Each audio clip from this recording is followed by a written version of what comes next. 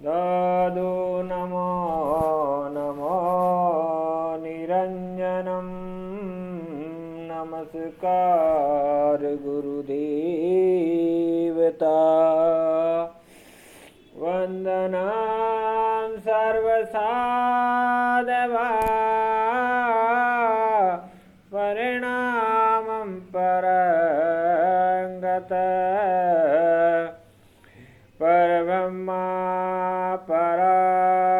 परम सोममदेव निरंजनम निराकार निर्वलम तस्य दादुजीवंदनम। जय गुरु महाराज की जय। निरंजन निराकार की जय। सत्यराम दादुराम।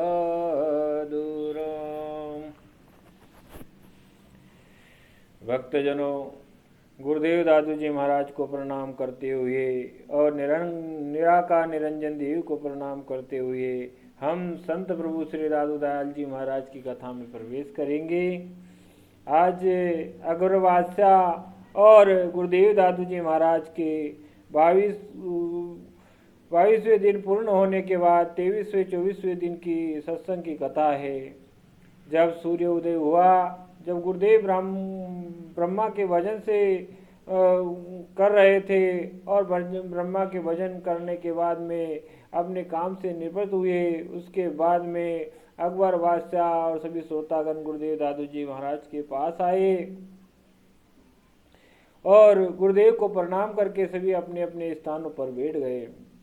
और बैठने के बाद दादू जी महाराज से अकबर बादशाह ने प्रश्न किया, प्रभु आप आदि शब्द ओंकार के बारे में बहुत चर्चा करते हैं, आप मुझे आदि शब्द ओंकार का परिचय बताने की कृपा करें और इसका विस्तार देने की कृपा करें। इस पर गुरुदेव दादू जी महाराज ने एक पद गा के सुनाया। वो पद इस प्रकार था, ओंकार ते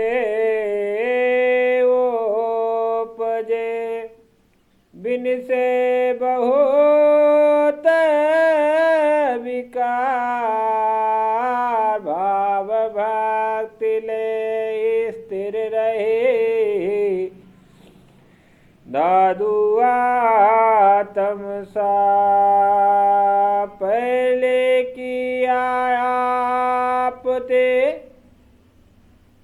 उत्पत्ति ओंकार, ओंकार ते उपजे पंचतत्व आकार, पंचतत्व ते घट भया बहुविधि सब विस्तार, दादू घटते उपजे मेते वर्ण विकादि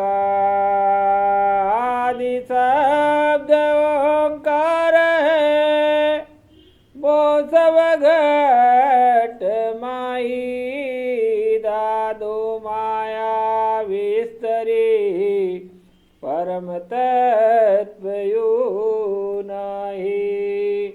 गुरुदेव दादू जी महाराज कहते हैं, ओंकार के चिंतन से अनंत विकार नाश होकर शुद्ध विचार भक्ति द्वारा आदि की उत्पत्ति होती है और ब्रह्मा का वृत्ति से स्थिरता, आत्मा का विश्व से सारूप से ब्रह्मा को प्राप्त होता है। ब्रह्म प्रथम त्रिगुणमय त्रिगुण वाले प्रगति का रूप ओंकार में अपनी सत्ता द्वारा सुजित शक्ति का संपन्न और फिर उसी प्रगति पर रूप ओंकार के पंचभूत उत्पन्न हुए। इन्हीं पंचभूतों से सारी सृष्टि का निर्माण हुआ। इस प्रकार गुरुदेव दादू जी महाराज ने ओंकार शब्द की महिमा बताई और ओंकार से कहा कि ओंकार हंस ध्वनि से निरंतर उच्चार होता रहता है। ओंकार हमारा आनंद नाद है। ओंकार आत्मा में अजपा जाप है। ओंकार ही सब कुछ है। ओंकार ही ब्रह्मांड की रचना का मूल स्रोत है और ओंकार से हम सब की रचना हुई है। ये मैं तू ये सारे शब्द वर्ण जितने भी हैं सब ओंकार में ही समाते हैं और ओंकार से ही उत्पन्न होते हैं। इस प्रकार गुरुदेव दादू जी महाराज ने ओंकार की महिमा बताते हुए अकबर बादशाह को संतुष्ट किया। और उसके बाद में अकबर बादशाह ने फिर गुरुदेव दादू जी महाराज से 23वें दिन तो ये प्रश्न किया था, उत्तम प्रश्न हुआ। 23वां दिन का सत्संग समाप्त हुआ। 24वें दिन जब उदय हुआ तब रोज की भांति अकबर बादशाह ने गुरुदेव दादू जी महाराज को प्रणाम किया। और 24वें दिन गुरुदेव दादू जी महाराज से अकबर बादशाह ने प्रश्न किया कि गुरुदेव आप मुझे मुक्ति के भेदों के बारे में बताइए, मुक्ति क्या होती है। तब गुरुदेव दादू जी महाराज ने मुक्ति के विषय में एक पद गा के सुनाया। वो पद इस प्रकार था,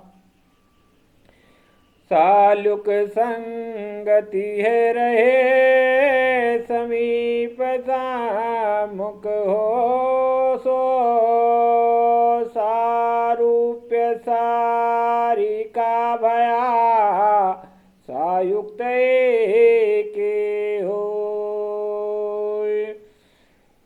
चार मुक्ति के चार वेदों के चार वर्णों के बारे में बता रहे हैं। उपासक के लोक में रहना सायुक्त मुक्ति कहलाती है। उपासक के समीप रहना संयुक्त मुक्ति कहलाती है। उपासक के समान उपासक रूप में हो जाना संयुक्त रूप मुक्ति कहलाती है।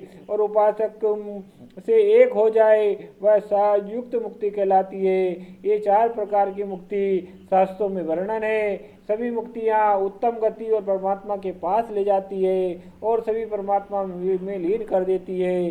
इस प्रकार मुक्ति के वेदों को समझकर बादशाह अकबर बहुत प्रसन्न हुआ। गुरुदेव दादू जी महाराज ने पूर्ण विस्तार से मुक्ति के वेदों के बारे में बताया और सभी श्रोतागण भी प्रसन्न हुए। तब गुरुदेव दादू जी महाराज ने सबको मुक्ति के भेद बताने के बाद में अपने परमात्मा के ध्यान में लग गए। और श्रोतागण सभी जो थे जब गुरुदेव दादू जी महाराज को प्रणाम करके अपने अपने गंतव्य स्थानों को चले गए।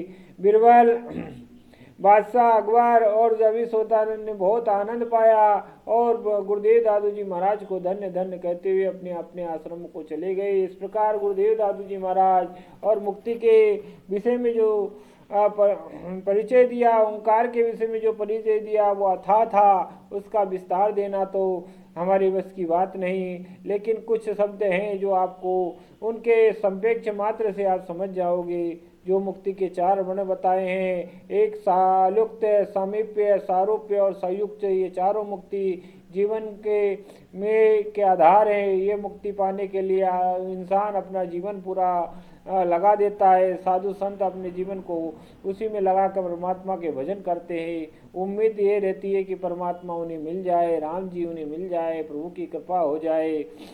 इस प्रकार सभी लोग लगे रहते हैं। भक्तों, गुरुदेव दादू जी महाराज की कथा का ये प्रसंग आज के लिए बस इतना ही। आगे हम कथा चलती रहेगी।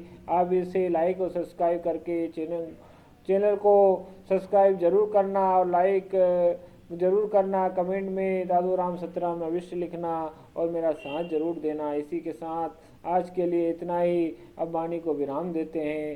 दादू राम सतराम।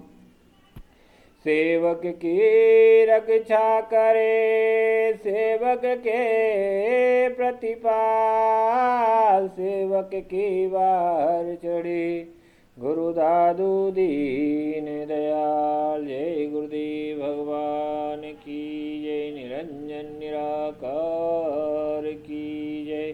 सत